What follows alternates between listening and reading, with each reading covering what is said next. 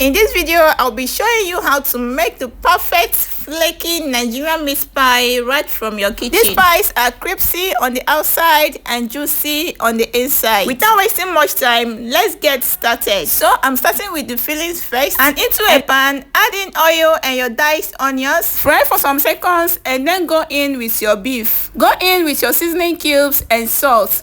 And at this point, you can add any spices of your choice. Once you are done, mix everything together and allow to simmer for at least 5 minutes. After that, go in with your pepper, diced potato, carrots, and stir everything to combine together. So guys, when I was mixing this, I remember that I didn't add in my curry. So I had no other option than to add this at this point because it's not yet late, okay? And you know, as a human, we are bound to forget. Once I'm done adding the curry, I mix everything together to combine well, and then go in with water that will be enough for cooking. Cover and allow to cook for at least 10 to 15 minutes. So guys, let me know in the comment section where you're watching this video from, okay? So after minutes of cooking, add in 1 tablespoon of flour into the fillings and mix everything together to combine well. This flour helps thicken the filling, and you can actually add it directly or mix it with water. Whichever one you like is still okay. So guys, at this point, our filling is ready. You just have to take it down and allow to cool down before using it, okay? Can you see how mouth-watering this filling is looking? So for the dough, measure and sieve 2 cups of flour into a bowl. Please remember, you can always double your measurements depending on the quantity of snacks you are making. Once you are done sieving, go in with 1 teaspoon of baking powder and mix everything to combine together.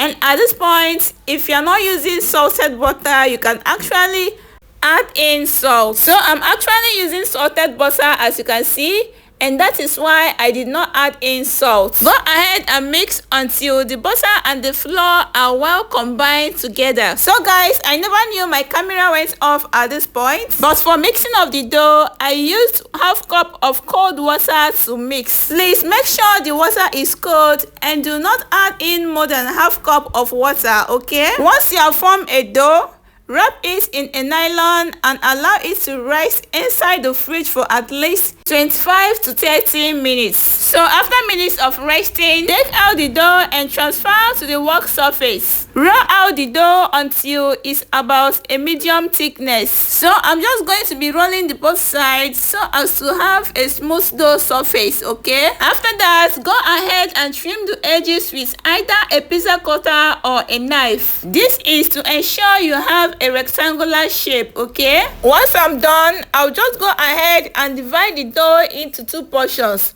depending on the length of your flattened dough, okay? So guys, let me use this opportunity to say thank you to my amazing subscribers. Your love and support means a lot to me, and I don't take that for granted. And if you are coming across this channel for the first time, you are welcome to the Mass World. Please like and subscribe to this channel if you have not, and be part of this family, okay? So add a spoonful of filling to one side. Please do not add too much filling so that you can be able to close the pie, okay? Once you are done adding, gently fold the dough over and use fork to seal the edges. But before you go ahead with the sealing, use your hand and arrange it properly. And after that, you can actually trim it again if you don't like the size of the pie. So after everything, you can go ahead and seal your pie. And you can do that by using a fork to press it down. And please, while doing that, you have to be careful so that you don't use the fork to open the pie, okay?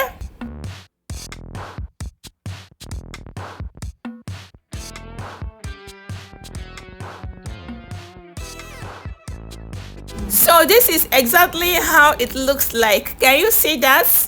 Isn't this beautiful? So guys, let's do one more before baking, okay? Remember to add your fillings to one side. Please do not add too much of it. Once you are done adding, brush the edges with water. This helps the pie to seal properly. Then after that, gently fold over and use your hands to arrange properly before going ahead to trim again if you don't like the size and length of the pie. Okay, so you can watch closely and see what I'm actually doing on the screen. It is not hard. If I can do it, then you too can do it. So my dear, never say never. Okay, once you are done trimming, go ahead and seal the edges just like you did in the first one. And please don't forget to be careful while doing this, so you don't use your fork to burst the pie. Okay, so you just have to repeat this process for the rest of the dough. All right, so once you are done shaping your pie, it is time to move over to the next step. So break and whisk one egg into a bowl, because this is going to serve as an egg wash to the pie. Okay, then go ahead and use a knife to make a slight cut on the pie. This is to ensure steam outlet, although you can actually use a fork to do that, but whichever you want to use is still okay. Once you are done, transfer into your baking tray or your baking pan. So I will be using my pot to bake, and that is why I'm arranging them inside this pan. Okay, once you are done arranging, go ahead and brush them with the egg. This egg wash is going to be giving the pie a beautiful and shining look after baking. So after that, transfer into your already preheated oven and bake for at least 30 to 40 minutes. And after minutes of baking, our meat pie is ready. You can see how beautiful this pie is looking. And when you break it open, the inside is soft, rich, and perfectly cooked. And I must tell you, this pie tastes so delicious. So guys, in case you have forgotten, always use cold water, avoid over kneading, and make sure your filling is completely cooled before using it. If you enjoyed this video, don't forget to like, share, and subscribe for more easy recipe. Thanks for watching, and I will see you on my next video.